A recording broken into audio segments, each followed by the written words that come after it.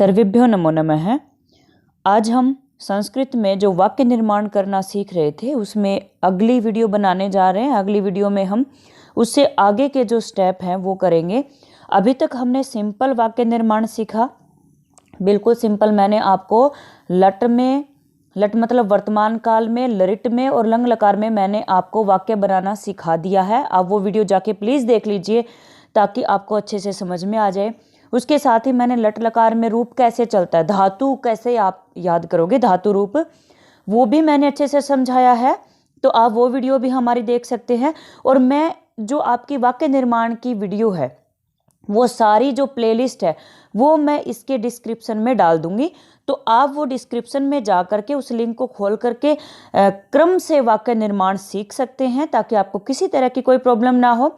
अभी तक हम बिल्कुल सिंपल वाक्य बना रहे थे। आज मैं ये जो तीनों लकार है उनका एक तरह से रिवीजन भी कराऊंगी और थोड़ा सा उनमें कुछ ऐड भी करने जा रही हूँ। तो आप वीडियो को ध्यान से देखना ताकि आपको अच्छे से समझ में आ जाए। तो सबसे पहले मैंने यहाँ पे कुछ अव्यय शब्द लिए हैं जो कि आपके पेपर में 5 नंबर का जो प्रश्न आता है, 5 नंबर का प्रश्न बेटा, 7 वाक्य होते हैं, 7 में से आपको 5 वाक्य की संस्कृत बनानी होती है। और आप लगा के चलिए हर वाक्य में इनमें से कोई ना कोई शब्द जरूर होता है। मतलब ये जो अव्यय शब्द है इनमें से जरूर होता है। मेरे कहने का मतलब है बेटा, इन शब्दों को जो यहाँ पे लिखे हुए आपके स्क्रीन पे, इनको बिल्कुल अच्छे से दिमाग में बैठा लीजिए, चाहे रट लीजिए, कुछ भी करिए, बस इनको अच्छे से दिमाग में बैठा लीजिए क्योंकि आपका पूरा का पूरा जो प्रश्न होगा वो इन पे डिपेंड करेगा। ठीक है, तो चलो मैं इनकी हिंदी बताती हूँ, फिर इनसे रिलेटेड कुछ वाक्य बनाएंगे। फिर आज हम द्वितीय विभक्ति कहाँ पे इस्तेमाल होती है उसका वाक्य भी बनाना सीखेंगे। तो चलो हम शुरू करते हैं। पहला शब्द हमने लिखा है हयः। ये किस तरह से लिखा हुआ बेटा, ध्यान से देखिए। ये इस तरह से, जैसे है पे हलंत लगाइए और फिर यह लिख दीजिए। ठीक है, यानी कि ये जो शब्द लिखा ना हयः, जो इस तरह से टाइप हो रखा है, इसमें पहले आधा है उसके बाद यह है। ठीक है, जब आप इसको टाइप करते हैं तो इस तरह से ये लिखा आ जाता है। तो हयः का मतलब क्या होता है, बीता हुआ कल, यानी कि जो बीत चुका है, जिसको आप क्या बोलते हैं, येस्टरडे बोलते हो अंग्रेजी में। ठीक है, अगला है आपका श्वः। श्वः मतलब आने वाला कल। ये कैसे है, ये वाला श है बेटा, ये इस तरह से टाइपिंग में आता है ये, उसके बाद है वह। ठीक है, इस तरह से है ये शब्द टाइपिंग में उस तरह से लिखा हुआ ताकि आपको डाउट ना हो।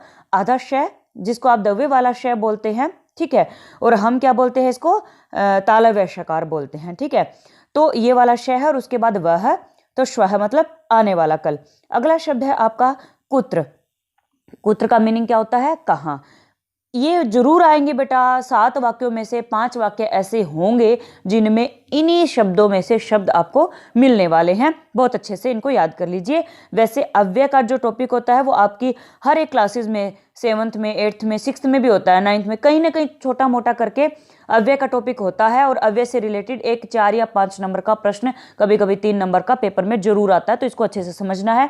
अगला है आपका अत्र। अत्र मतलब यहाँ, फिर है तत्र मतलब वहाँ, यत्र का मतलब होता है जहां, कदा का मतलब होता है कब, तदा मतलब तब, की मतलब क्या।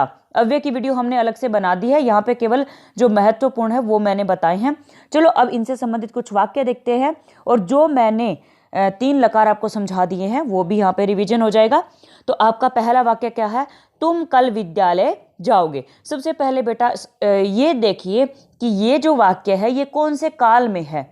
ठीक है, मतलब टेंस कौन सा है यहाँ पे, प्रेजेंट है, पास्ट है, फ्यूचर है, कौन सा है। तो आपको जाओगे मतलब भविष्य की बात हो रही है, फ्यूचर में वो जाएगा।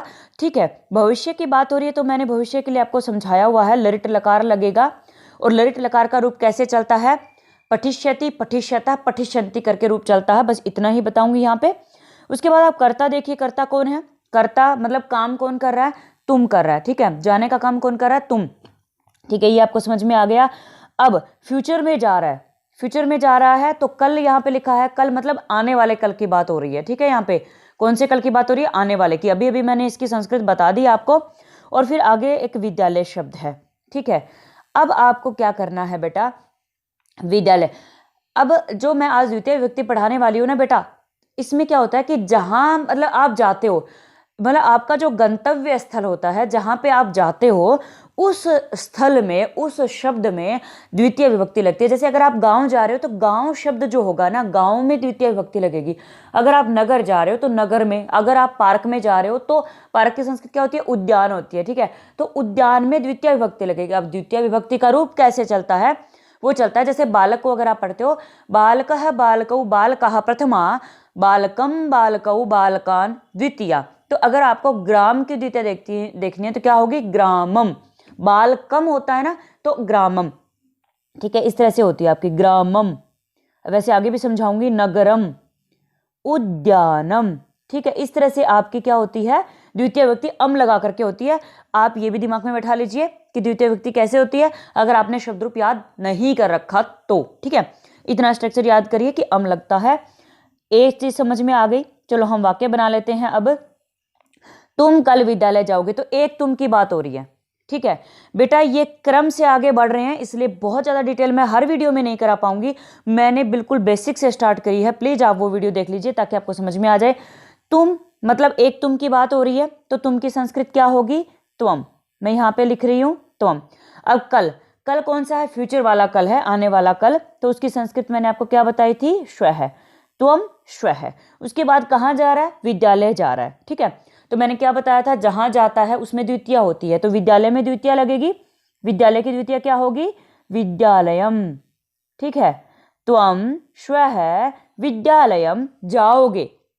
अब जाओगे कौन सा काल है, फ्यूचर है, लृट लकार बनेगा। और जाना जो है उसके लिए कौन सी धातु इस्तेमाल होती है, गम धातु। गम मतलब जाना, ठीक है। तो तुम जाओगे, मध्यम पुरुष इस्तेमाल हो रहा है, तो तुम जाओगे में क्या इस्तेमाल करोगे, गमी शशि। तुम के साथ क्या लगेगा, गमी शशि, ठीक है। यहाँ पे नहीं समझ में आ रहा है तो अब पीछे की वीडियो देखिए, फिर भी मैं समझा देती हूं। त्वम श्वः विद्यालयम, एक एक शब्द की आप लिखते जाइए तो आपको दिक्कत नहीं होगी वाक्य निर्माण में।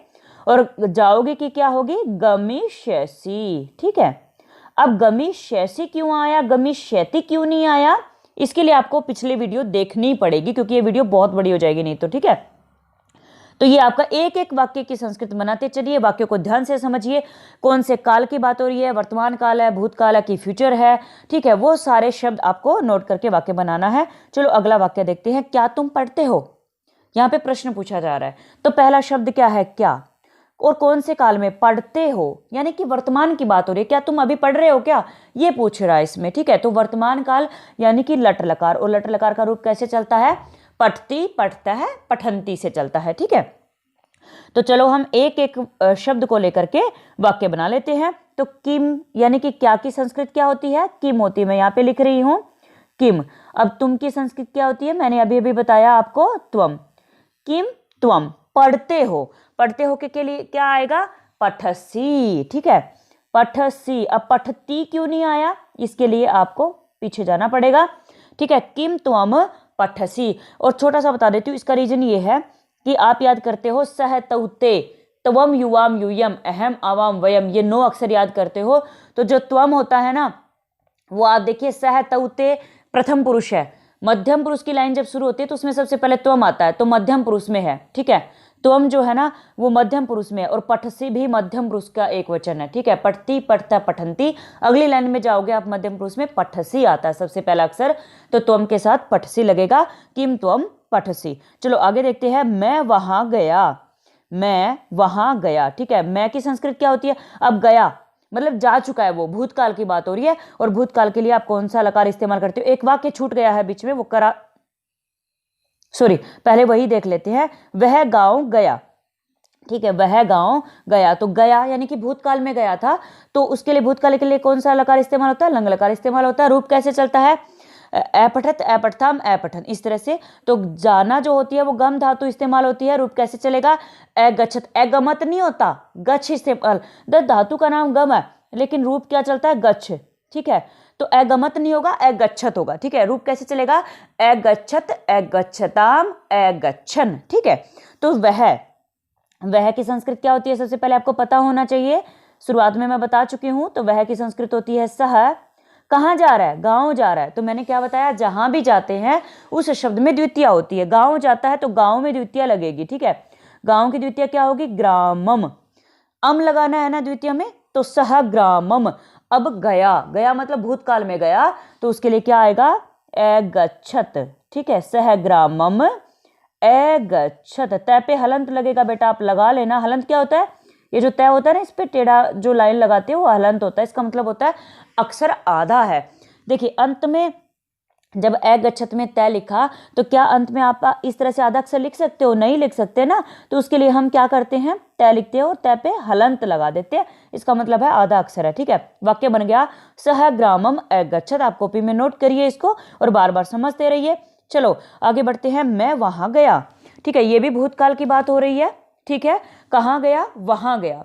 ठीक है, तो वहां की संस्कृत में बता चुकी हूं। मैं की संस्कृत क्या होती है, अहम होती है। मैं यहाँ पे लिख रही हूँ अहम, अहम के ऊपर मैं बिंदी लगा रही हूँ। ठीक है, और फिर वहां की संस्कृत क्या होती है, तत्र। मैंने बिल्कुल वीडियो के शुरू में बताया, अहम तत्र। और गया की संस्कृत अभी अभी बताई थी मैंने, अगच्छत करके रूप चलता है। तो सह के साथ तो आया था अगच्छत, मैं के साथ क्या आएगा, अगच्छत अगच्छताम अगच्छन, अगच्छः अगच्छतम अगच्छत अगच्छम। मैं जो होता है ना बेटा उत्तम पुरुष में होता है। ठीक है, तो यहाँ पे क्या आएगा, अहम तत्र अगच्छम। ठीक है बेटा, ये आ गया आपका अगच्छम। ठीक है, अगला वाक्य देखते हैं, हम कहाँ जाएंगे। तो कौन से टेंस में है ये वाक्य, जाएंगे, फ्यूचर की बात हो रही है। ठीक है, फ्यूचर की बात हो रही है। तो चलो हम आगे बढ़ते हैं इसमें, हम कहाँ जाएंगे, ललित लकार इस्तेमाल करना है। अभी भी मैंने बताया था पहले ही वाक्य में गमिष्यति गमिष्यता गमिष्यन्ति रूप चलेगा। तो हम, सबसे पहले हम की संस्कृत देखते हैं। हम की संस्कृत क्या होती है, वयम। ठीक है, बहुवचन है ये, वयम, हम जाएंगे। और कहाँ की संस्कृत क्या होती है, वीडियो के शुरू में मैंने बताई, कुत्र होती है, वयम कुत्र। और जाएंगे, ठीक है, बहुवचन है तो जाएंगे, गमिष्यति गमिष्यतः गमिष्यन्ति, गमिष्यसि गमिष्यतः गमिष्यथ, गमिष्यामि गमिष्यावः गमिष्यामः। हम जो होता है, हम क्या होता है, उत्तम पुरुष का बहुवचन होता है, इसलिए यहाँ पे जाएंगे में भी क्या लगेगा, उत्तम पुरुष का बहुवचन, गमिष्यामः। वयम कुत्र गमिष्यामः, मैं है यहाँ पे अंत में और मैं पे है विसर्ग। ठीक है, वयम कुत्र गमिष्यामः। बेटा ये वीडियो बनाते हुए जो कर्सर होता है ना, मैं उससे लिख रही हूँ, इसलिए ये अच्छी राइटिंग यहाँ पे नहीं आ रही है, लेकिन मैं समझा अच्छे से रही हूँ, आप कॉपी में नोट कर लीजिएगा।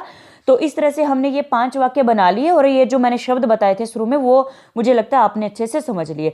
चलो अभी मैं ना एक बार फिर से रिविजन करा देती हूँ कि ये जो मैं बता रही थी ना, सह तौते त्वम युवाम यूयम, ये किस तरह से इस्तेमाल होती है, करा चुकी हूँ पहले, वो वीडियो देख लीजिए, लेकिन फिर भी मैं एक बार फिर से रिविजन करा देती हूँ, आप देख लीजिए।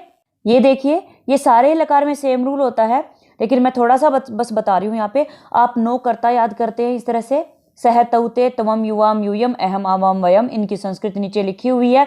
ठीक है, इसी तरह से मैंने अभी वाक्य बताए थे आपको। मेन आपको क्या याद रखना है, प्रथम पुरुष, मध्यम पुरुष और उत्तम पुरुष, ये वाली लाइन याद करनी है। प्रथम पुरुष में है सह तौते, मध्यम पुरुष में त्वम युवाम यूयम और उत्तम पुरुष में अहम आवाम वयम। ठीक है, और इसका इस्तेमाल कैसे होता है, नीचे मैंने ललित लकार का रूप लिखा हुआ है, पठ धातु का, पठ मतलब पढ़ना, पठिष्यति पठिष्यता पठिष्यन्ति, पठिष्यसि पठिष्यतः पठिष्यत, पठिष्यामि पठिष्यावः पठिष्यामः।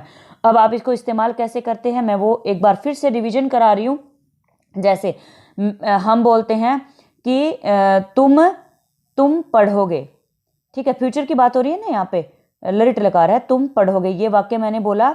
ठीक है, ये लकार जो है ना फ्यूचर में इस्तेमाल होता है। ठीक है, तो तुम की संस्कृत क्या है, सबसे पहले तुम की संस्कृत ढूंढ लो, तुम यहाँ पे लिखा है। ठीक है, और तुम की संस्कृत है त्वम। अब आपको ये देखना है इसमें पुरुष कौन सा है, पुरुष है मध्यम। ठीक है, ये पुरुष वाली लाइन है यहाँ पे, और वचन कौन सा है, एक वचन। अब आप पढ़ना की जब लिखोगे ना संस्कृत, मतलब तुम क्या है, कर्ता है जो काम कर रहा है। ठीक है, तो कर्ता में, काम करने वाले में जो पुरुष और जो वचन होगा, ठीक है, कौन सा पुरुष है यहाँ पे, मध्यम पुरुष है, वचन कौन सा, एक वचन है। तो क्रिया यानी कि धातु में भी वही पुरुष वही वचन होगा। क्रिया क्या होता है, जो काम हो रहा है, यहाँ पे क्या काम हो रहा है, पढ़ने का काम हो रहा है। ठीक है, तुम पढ़ोगे, पढ़ोगे। ठीक है, तो अब तुम जो था मध्यम पुरुष का एक वचन, अब वही ढूंढिए, मध्यम पुरुष का आपने ढूंढ लिया और एक वचन ढूंढ लिया। तो मध्यम पुरुष का एक वचन क्या है, यहाँ पे लिखा है पठिष्यसि, तो क्या आएगा, त्वम आएगा, और त्वम के साथ आपका क्या आएगा, पठिष्यसि, इस तरह से, इसी तरह से वहाँ पे मैंने बनाए हैं। तो मैंने आपको रिवीजन करा दिया, आपको ये इसी तरह से इस्तेमाल करना है। अगर आपको वीडियो पसंद आए तो लाइक शेयर और सब्सक्राइब कीजिए, और इससे संबंधित जो भी सुझाव है वो आप हमारे कमेंट बॉक्स में लिख सकते हैं। थोड़ी सी द्वितीय विभक्ति बताई है, अगली वीडियो में मैं और अच्छे से द्वितीय विभक्ति किन किन शब्दों के साथ इस्तेमाल होती है वो समझाने वाली हूँ। वीडियो को ध्यान से देखिएगा। धन्यवाद।